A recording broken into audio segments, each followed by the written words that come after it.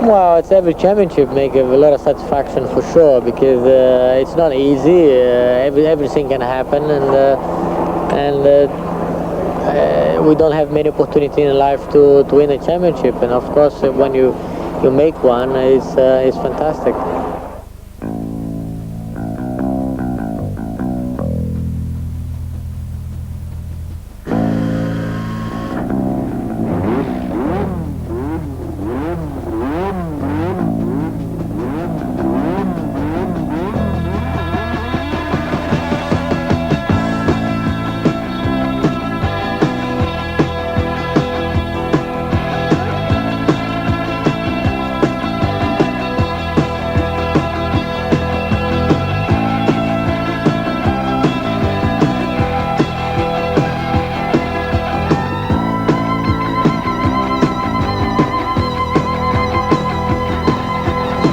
After 7 grueling months, taking in 15 countries from Brazil and right across Europe, we're here now in sunny Australia at Adelaide for round 16 of the World Championship, the last of the year. Now, all the championships have been decided. Nelson Piquet is the Drivers' World Champion. Williams are the Constructors' Champions. In the 3.5 litre category, Jonathan Palmer is the top man and Tyrrell are the top team. But that doesn't mean to say that there's nothing left to go for, because there are several last appearances. Nelson Piquet will be appearing for the Williams team for the last time. Ayrton Senna will be driving for Lotus for the last time. McLaren will be using TAG engines for the last time, and Williams will be using Honda engines for the last time. So there is a lot to go for here at Adelaide. After 2 days of gloriously sunny practice, in pole position for the 3rd time this year, it's the Ferrari of Gerhard Berger. Second, the current world champion, Alain Prost. In 3rd place on the grid, Nelson Piquet. 4th, Ayrton Senna. 5th, Thierry Boutsen. And 6th, the Ferrari of Michele Alboreto. Riccardo Patrese is 7th in his first drive for Williams, and Stefan Johansson is 8th in his last drive for McLaren. Teo Fabi is 9th, De Cesaris is 10th. Derek Warwick is in 12th place, and the newcomer, Stefano Modena, is an excellent 15th. Martin Brundle in 16th place, and bringing up the last position on the grid, Adrian Campos.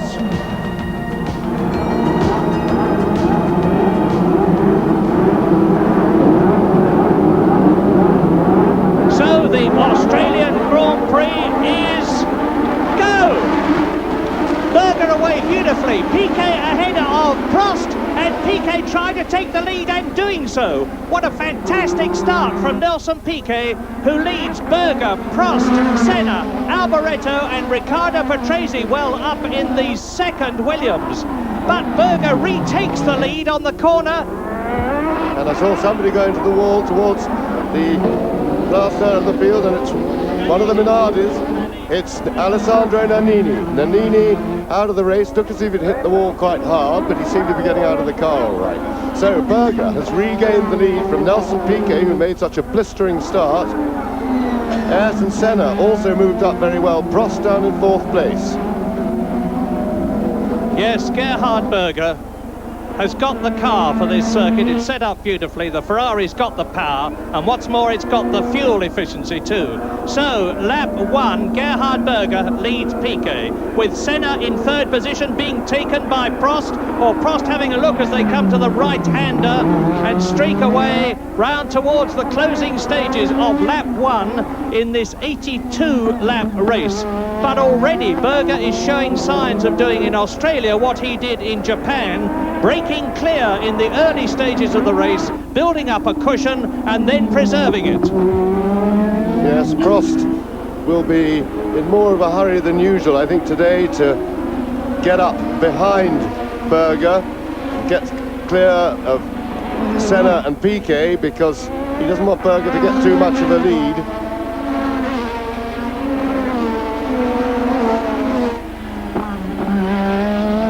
And Berger showing he's really coming of age now. His speed has never been in much doubt, and here we see the start once again. Now look at Nelson Piquet on the right from the 2nd row of the grid. He got the power down, nearly having a touch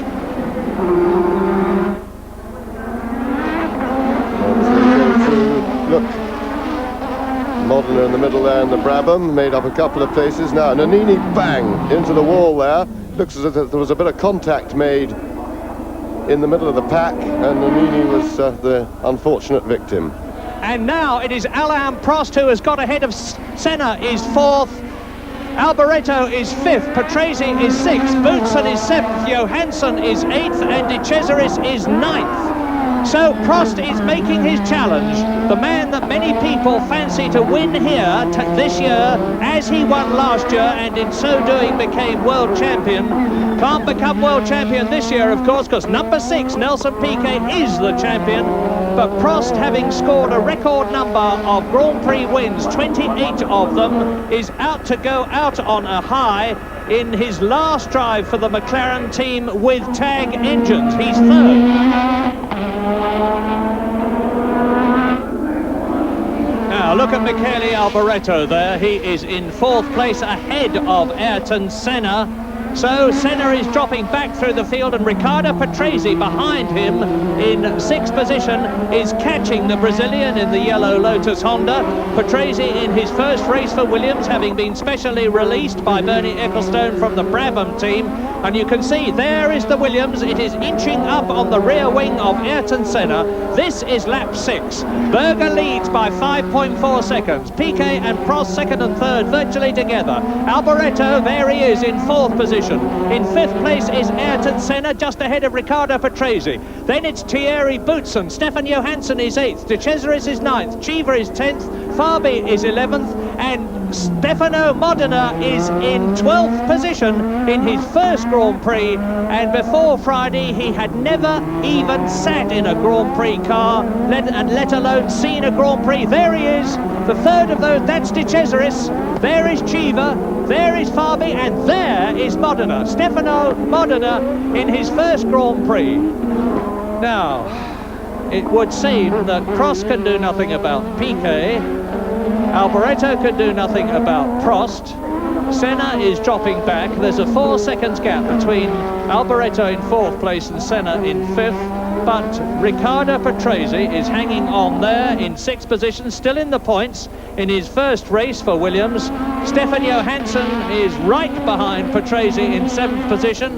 Boutsen still 8th. Chiva 9th. Arnoux is in 10th position. Warwick is 11th. Martin Brundle is 12th.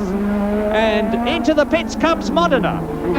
Now, we'll see how the Brabham team handles Stefano Modena's first ever Grand Prix pit stop. 8.6 seconds for Stefano Modena, and that was on lap 17. He's going out with new tyres on. That's a new experience for him. Life is full of new experiences for this very superstitious young man. When he gets in the car, he's now been lapped by Berger, but when Modena gets in the car, he will not let anybody else touch him, and if they do, he gets out of the car. He does up his own safety belts, which is not unusual, it's unique, and he drives with his right driving glove inside out. So there are 3 superstitions for you, and they seem to be working. Here he is, slowing. That's just an action replay. Him out of the pits on cold tyres. The car slides about a lot, as you saw there, and he was also quite rightly trying to take evasive action to get out of Berger's way. It'll take Modena a couple of laps, or a lap at least, to get those tyres working, but he's amongst the leaders now, and it'll be an interesting, very good experience for him to be driving amongst the leading bunch. And we'll see that when he'll probably he's let Piquet go, he'll let Prost go and Alboreto, and then if he's thinking carefully, he will try and join in and hang around behind that battle. It'll be very interesting to see if he can keep up with them. And out of the race goes the Zach speed of Martin Brundle. Martin Brundle retiring in a cloud of smoke with, I suspect, the usual problem, and that is a broken turbo.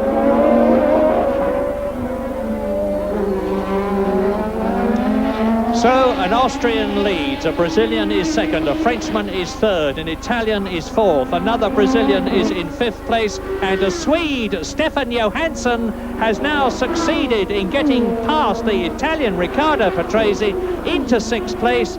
So both Ferraris and both McLarens are in the top six. Berger still, and Johansson has put in the fastest lap, so Johansson is very much chasing this battle. Berger still with the benefit of the traffic, going away just a little bit, and you can see there Senna, and you can see Johansson in the background behind the Tyrrell, just coming up to lap the Tyrrell. So it really, what looked as if it was going to spread out a bit early on this race, is now all coming back together again, and we do seem to have a good race on our hands. And now Piquet with Prost tucked up almost underneath his rear wing on lap 28 out of 82. Now there are the Lolas, the two blue cars, Piquet and Prost.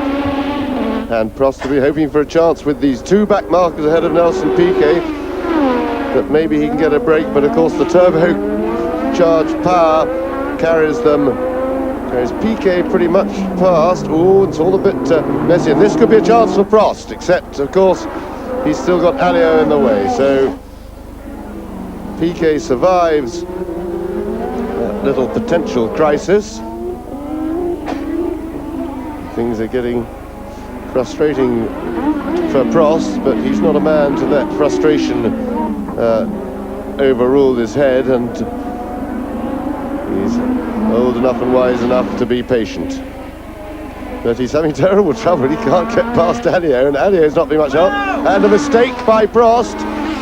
And now that won't, well, it won't have done the car any good. It may not have done it any harm. It's pretty strong. And Alboreto having a go. It's all happening. Alboreto trying to capitalise on the mistake from Alain Prost. And here we see it again. Prost, with his concentration being messed around by Philippe Alliot in front of him, made an uncharacteristically bad mistake. So Prost may be struggling with slight... Oh, and that is Boutsen doing a rather strange manoeuvre, trying to pass somebody, had to abort the manoeuvre and take to the escape road, but that was quite sensible, because if he tried to get round the corner he would have hit the wall. So Prost across the line, the gap between Prost and Alboreto, with Piquet in the pits on lap 35, lap 35, Piquet blast out. And that looked like they were just stopping to remove something from the radiator. Now a new fastest lap from Michele Alboreto. So things are really hotting up. We're approaching half distance for the race, and I've just seen Stefano Modena car in the pits, and he's obviously in fairly big trouble mechanically. So Nelson Piquet would probably, it could even have been a piece of paper in the against the radiator. If that happens, of course, the forward movement of the car holds it there, and the engine will start to overheat. And it could be that they had observed it from the pits, because remember, the driver himself can't see that, but he would observe that his temperature was rising, and maybe somebody had a look at it on the circuit, and of course they can discuss it over the two-way radio. And all this means, of course, that Alain Prost is now in second place. Alboreto is third. Senna is fourth. Johansson is fifth, because Piquet rejoined in sixth position. Race leader Gerhard Berger, gap to Alain Prost, 18.2 seconds. So the men who started first and second on the grid are now first and second in the race, and if Alain Prost has got anything in reserve, and it looks as though he has, lap 36, 121.6, the fastest of the race, the little Frenchman, the Professor, is on his way, and he has still got 45 laps to go. And into the pits comes Patrese, Riccardo Patrese, making his tyre stop. This is the first time that he has had to stop in a Williams, and he's keeping it running. Mechanics pulled out of the way. Riccardo Patrese, 10.51, quick but not particularly quick in this day and age, lap 38. Retirement so far, Alessandro Nannini is out of the Australian Grand Prix, as is Philippe Streff and Martin Brundle and Derek Warwick and Satoru Nakajima and Piercarlo Ghinzani. Patrese rejoined in 8th place. This is lap 38. Race leader Gerhard Berger is 14.8 seconds ahead of Alain Prost. Prost is caught up amongst midfield men now. The gap has dramatically increased and Alboreto is passed. Alboreto right up, and Senna. Look at this, what a change. Senna is up into 2nd place. Alboreto is up into 3rd. Prost is down to 4th, and Arnoux is getting out of the way for once. So Senna goes through, Alboreto goes through. No, he doesn't. He's held up. This is giving Senna the opportunity to get away, because René Arnoux in the Ligier, who has been lapped, will have a furious Alboreto and Prost behind him, and they're dropping back. And that is the clear example we'd all been waiting for of just what drama the traffic can cause, particularly on a street circuit like this. There's a complete turnaround of 3 leading places when they got tangled up in a bunch of cars that they were lapping, and the result is Prost dropped from 2nd to 4th, and Prost is having a look at Alboreto again, and Prost has got inside Alboreto going, oh, very dramatic stuff. I thought Prost was going to be able to hold the inside line then, but Alboreto fought back. Tremendous stuff. So real serious dicing by these top men, all battling, arguing and scrapping over 2nd place. And which is held by Ayrton Senna, with Alboreto in 3rd position and Prost in 4th, and all the time, of course, a cool, calm and collected Gerhard Berger is benefiting from all this jostling behind him, with each of these men denying each other the best line and being caught up. Race order, lap 46, Berger plus 18 seconds, Senna plus 4 ahead of Alboreto, who is 1 ahead of Prost in 4th position. Johansson is 5th in the McLaren, both McLarens, both Ferraris in the top 5. Piquet is still languishing in 6th position ahead of Boutsen 7th, Patrese 8th, Chiva 9th, Dana 10th, Capelli leading the 3.5 litre class in a fine 11th position in the March Cosworth, which next year will be a March jug. Ferraris 1st and 3rd, and what of course the Maranello people would dearly love is to have their 2 cars finish 1st and 2nd in the last Grand Prix of 1987, in a season where they have got better and better, but Alain Prost, as you can well see, is doing his best to stop that, because now Prost is about, what, 10 car lengths behind, and Johansson is out. Out goes Stefan Johansson on lap 49, and the Swedish driver was in 5th position. His desperate hope to do well in Australia in his last race for McLaren tag has ended in nothing more than misery and disappointment. And another new lap record for Senna. He's chopping away at it, so he's really on the charge now. Alain Prost out of the Australian Grand Prix. Last year's winner has to retire from 4th position. And it looks to me as if he's locked up his brakes and possibly hit something there. The car. And now we're going to see what happened. Yes, and Prost did indeed go off the track, and he's smacked the rear end into the tyre wall. And there we see Alain Prost again. Goodness knows how he got to be facing that way when he arrived at the corner. So Prost has had, I should think he locked his rear brakes up going in. But, well, unless, of course, something broke on the car, and that is a possibility because of the abuse it had received earlier with bouncing over those curves. And on lap 57, 82 lap race, Andrea De Cesaris exits the pits. Just look at the speed of that. He's doing over 100 miles an hour before he leaves the pit lane. And that is the Williams of Nelson Piquet. So now we are looking at the man who is in 4th position, Nelson Piquet, passing us. Lap 57, and in the lead is Gerhard Berger by just under 12 seconds now from Ayrton Senna. Michele Alboreto is 3rd, 16 seconds behind Senna. Piquet is a long way back in 4th position. Thierry Boutsen is 5th. Patrese is 6th, but has been lapped. Through goes Berger with Sparks trailing. I'm surprised to see Sparks coming from the rear of his car at this stage of the race, because the fuel load has been dramatically lightened. And Senna is really starting to challenge now. The gap is down to 10.5 seconds with 23 laps to go. The race, the Australian Grand Prix, is on with a vengeance. Berger leads by 10.5 seconds. Senna is catching in second place.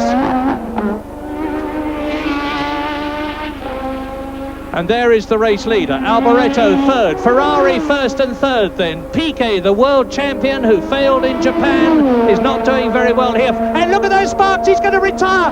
I'm sure Berger is in real trouble. It could just be a puncture, letting the side of the car down, and the gap 9.1 seconds, and I think Berger has got a puncture. So, yes, Berger's, and that rear tyre could break up. And I hope Berger's realised it, because he's got the right rear. Look at the right rear tyre.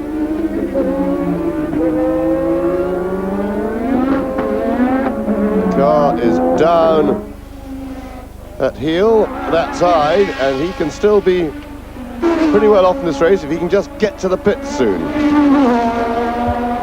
Yes, but he's still got practically a full lap to go, and Ayrton Senna is gaining hand over fist now. It's a whisker over 9 seconds, but Berger is in trouble, and I would expect him on lap 60, and this is lap 59, to come into the pits. Is Ferrari going to be cheated of its back-to-back victory? I remember that in Japan, Alboreto had a dragging exhaust pipe which was causing sparks, but didn't actually slow him all that much. So maybe, and I'm guessing, as Piquet is slowing down, Piquet's in trouble. Nelson Piquet, the world champion, looks to me as though he is retiring, and it doesn't look like exhaust pipe, it looks like a rear upright. Yes, it's all, it could be the bodywork, but why would it be sparking? But the other thing, yes, I think my original idea of a puncture is wrong, because the car still seems to be gripping nicely, and that tyre has not visibly deflated. It looks the right shape, so we can only sit here and surmise, but the bodywork was a problem in Japan on Alboreto's car. If it's just the bodywork down there, it shouldn't delay him too much. But he'd certainly lose the lead if he went to the pits at all. He leads 9.8 seconds is the gap. But is it going to continue to be 9.8 seconds? Nelson Piquet coasting into the pits on lap 61, I suspect to retire. I think it is a matter of time before Ayrton Senna, on lap 63 now, as is Berger, catches the Scarlet Ferrari and potentially cheats Berger and the Maranello people out of their second win. And Jonathan Palmer is now not only leading the 3.5 litre category in his position as world champion in that class, but is in 6th position in the Australian Grand Prix and in the points, the World Championship points, therefore. He's had 7 wins, and look at the sparks flying up from Berger's Ferrari. Well, it certainly wasn't designed to do that. If nothing else, it's extra friction, which is bound to slow him, even if it's only a tiny little bit. Across the line goes the Ferrari. Now, and Senna is now within sight of Gerhard Berger, and I've got the watch running, and the gap is 6.65 seconds.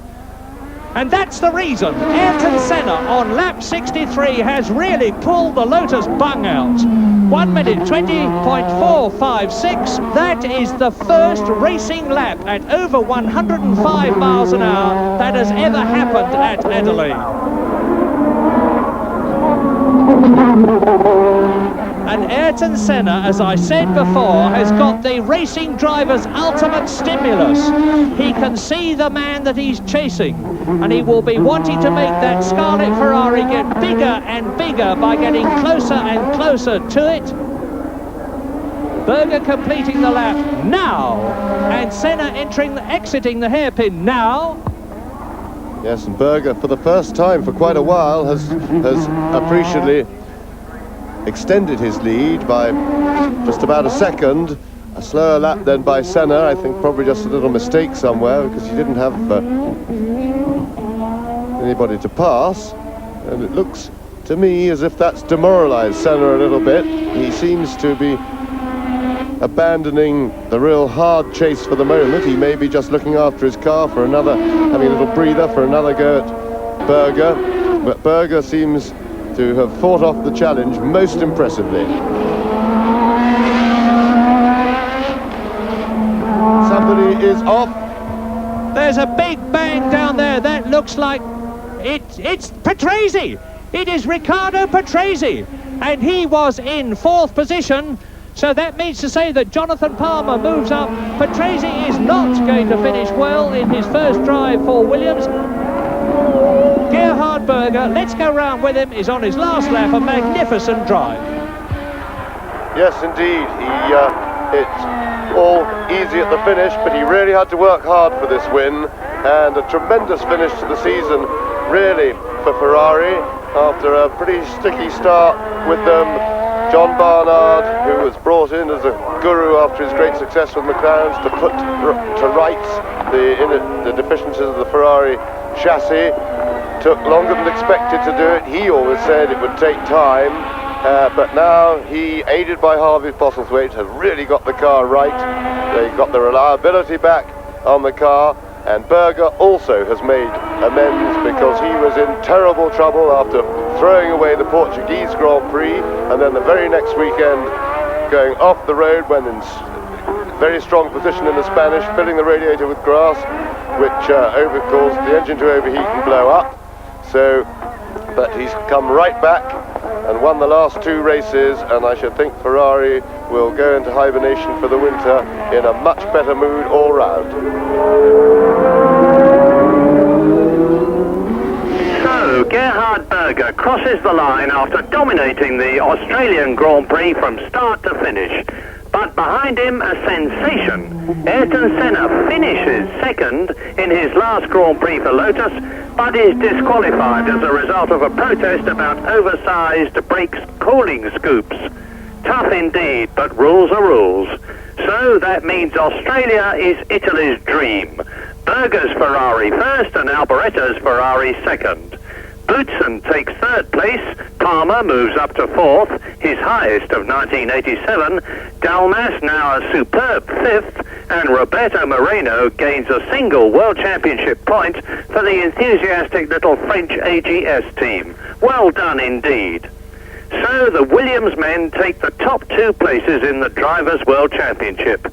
Piquet first and the absent Nigel Mansell second, with Senna 3rd, Prost 4th, Berger 5th and Johansson 6th.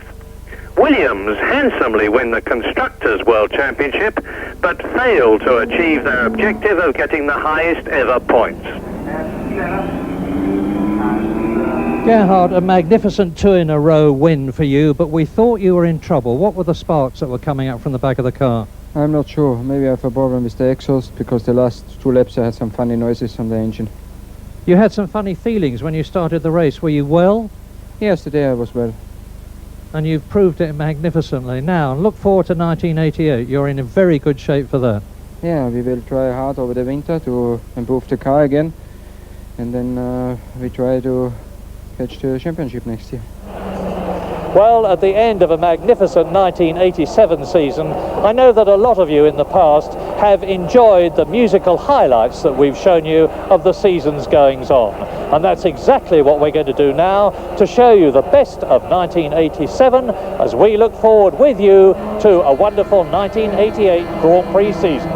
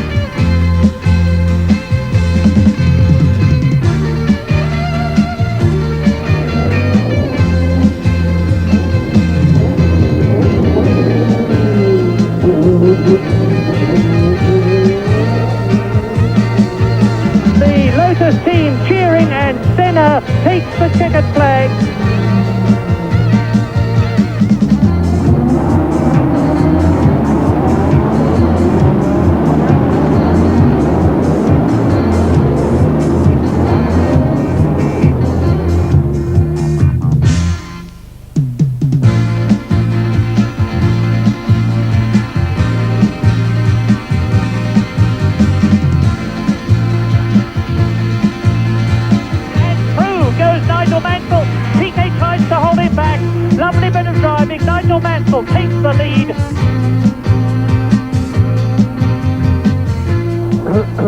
Let's start again. What are the differences? You can't do that, Murray. Do you first? You got to do it from the top.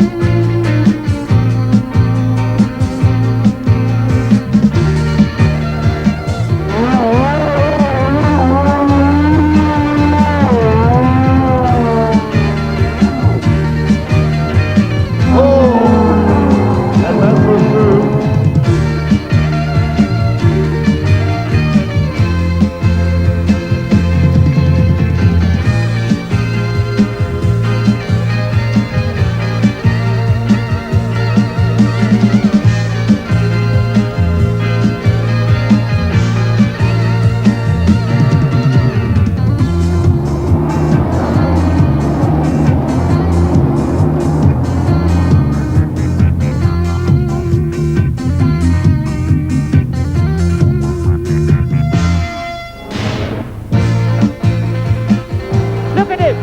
This is absolutely unbelievable!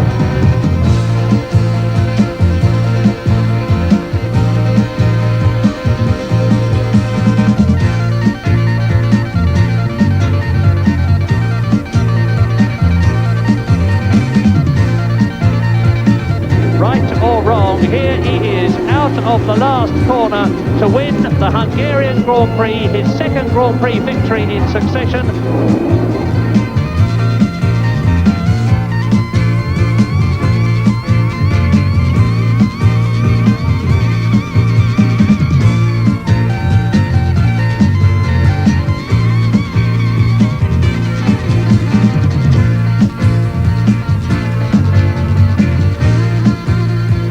You've got an enormous bump on your head. Can you let them see it? I don't know whether. There we go. Right up there. Oh, I'm sorry.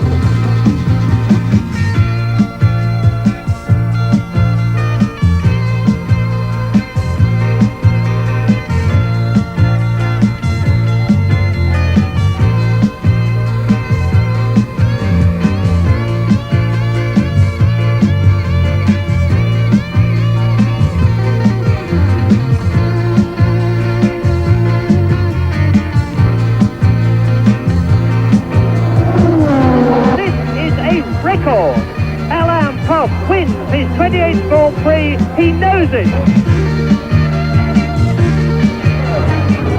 Bernie, it's some 17 years since you bought McLaren. You've had some good times and you've had some bad times. What do you remember best? I don't remember buying McLaren.